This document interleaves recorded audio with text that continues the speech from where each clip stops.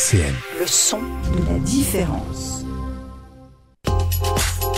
Le rendez-vous conso sur RCN avec l'UFC Que Choisir. Bienvenue dans ce nouveau rendez-vous avec Odette du UFC Que Choisir. Bonjour Odette. Bonjour Thomas. Alors aujourd'hui, on va parler du ménage et de l'aide qu'on peut avoir sur le fait de faire intervenir des gens pour faire le ménage chez soi. C'est bien ça.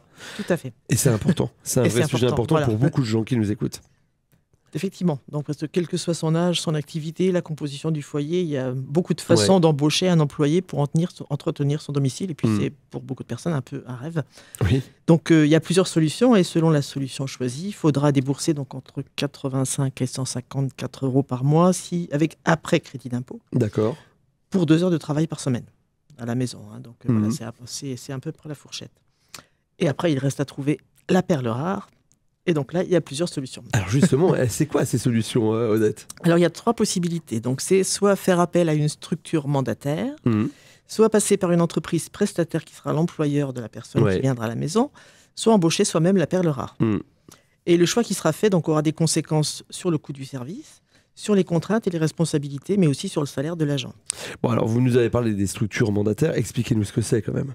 Alors, une structure mandataire, ça peut être une association ou ça peut être une société privée.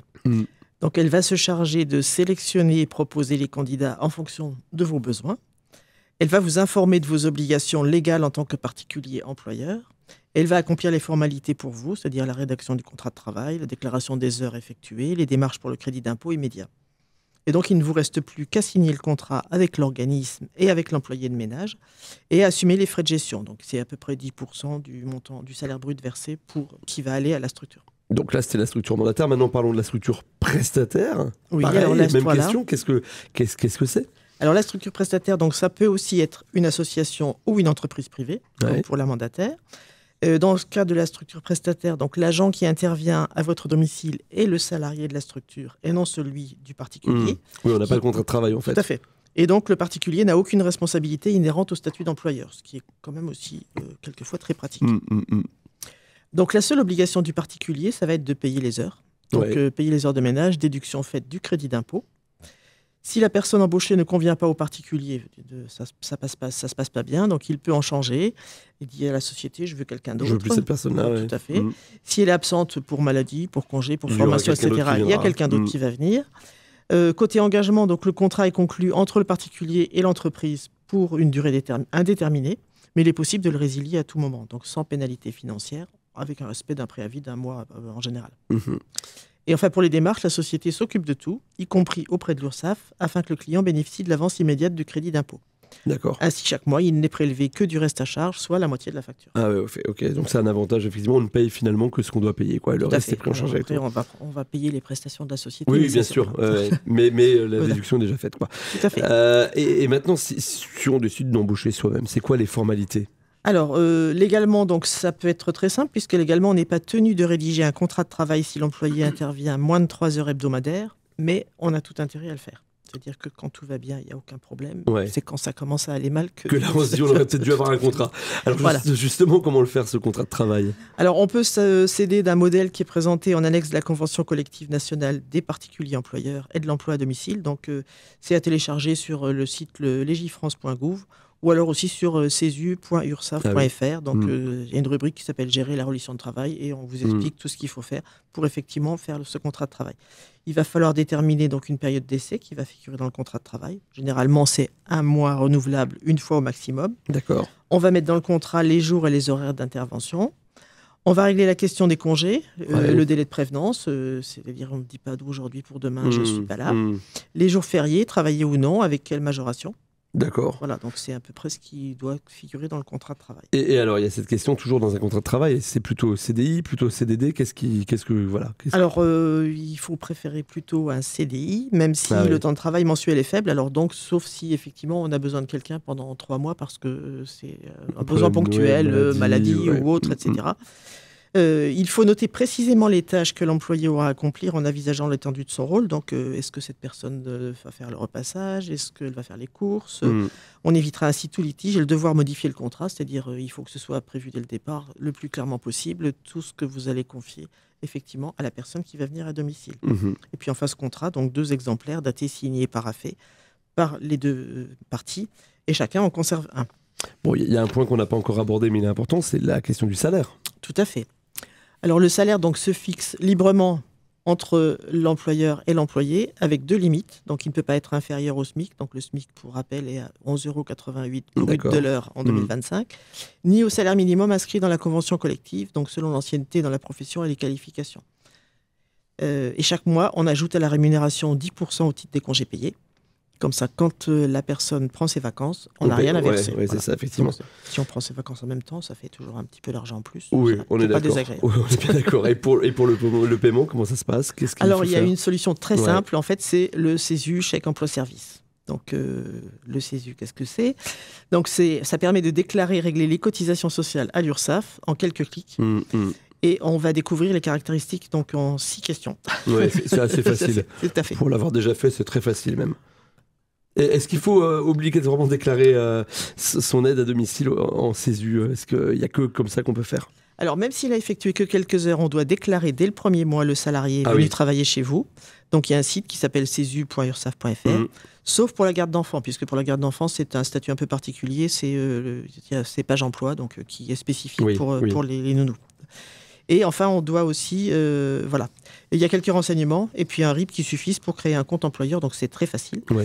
On doit aussi indiquer les coordonnées, le numéro de sécurité sociale de l'employé. Mais enfin, c'est quelque chose de très très simple comme démarche. Donc on voit que c'est simple de créer le salarié sur le site de l'URSSAF et après chaque mois. Alors avant le 5 du mois, donc il faut enregistrer toujours sur le fameux site du CESU le nombre d'heures effectuées par votre employé durant le mois écoulé.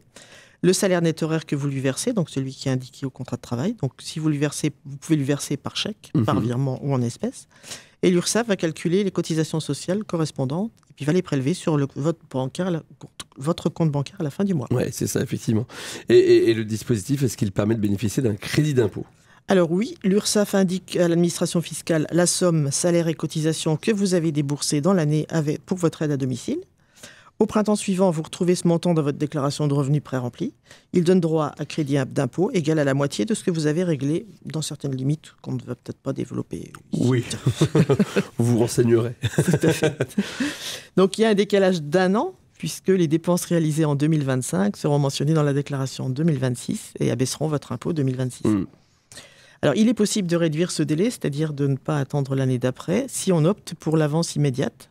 Alors pour cela, il y a effectivement une solution, c'est la formule CESU+. Ah ben justement, expliquez-nous cette formule CESU+, c'est quoi?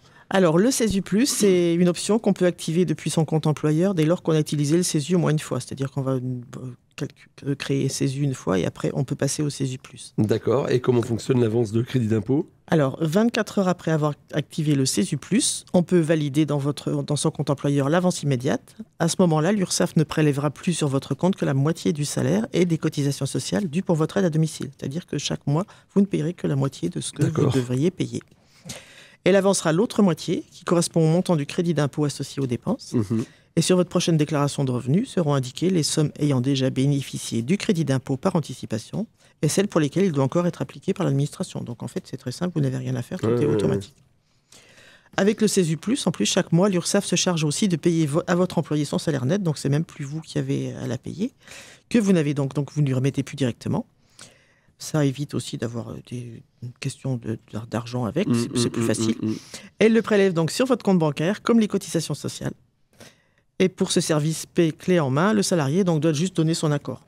Voilà, c'est tout simple. C'est extrêmement simple. C'est extrêmement simple et très pratique, effectivement. Et est-ce qu'on bénéficie du même avantage si on fait appel à une entreprise? Alors, effectivement, comme nous l'avons vu précédemment, une société proposant des services d'aide à domicile exerce soit comme mandataire, soit comme prestataire. Donc, dans le premier cas, si elle est mandataire, vous restez juridiquement l'employeur direct du salarié. Donc, l'entreprise va gérer le CESU+, et l'avance immédiate en votre nom, ce qui vous permet d'en profiter. Donc, il n'y a aucun souci.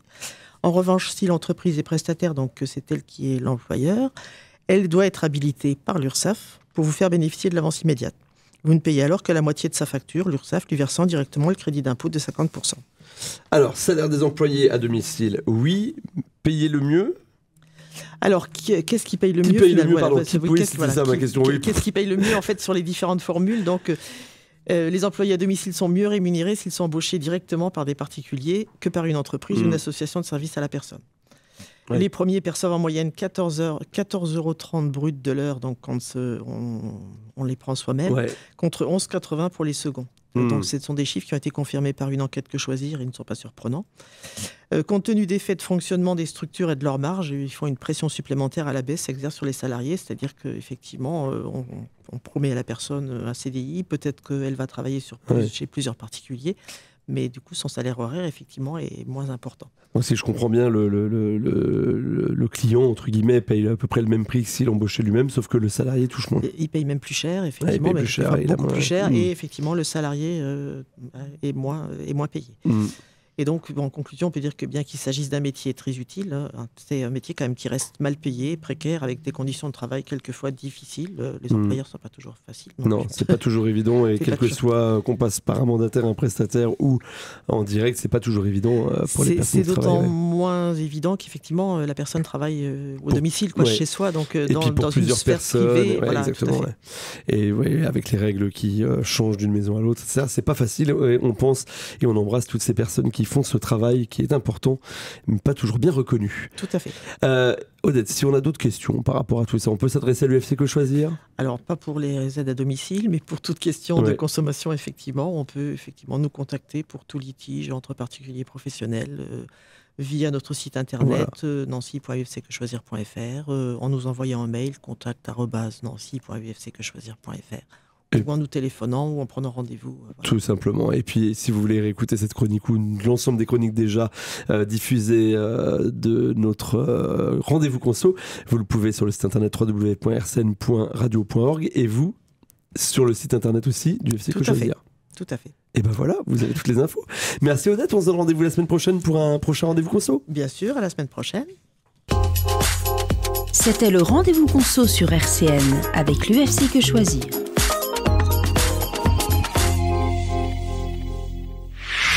RCN, www.rcn-radio.org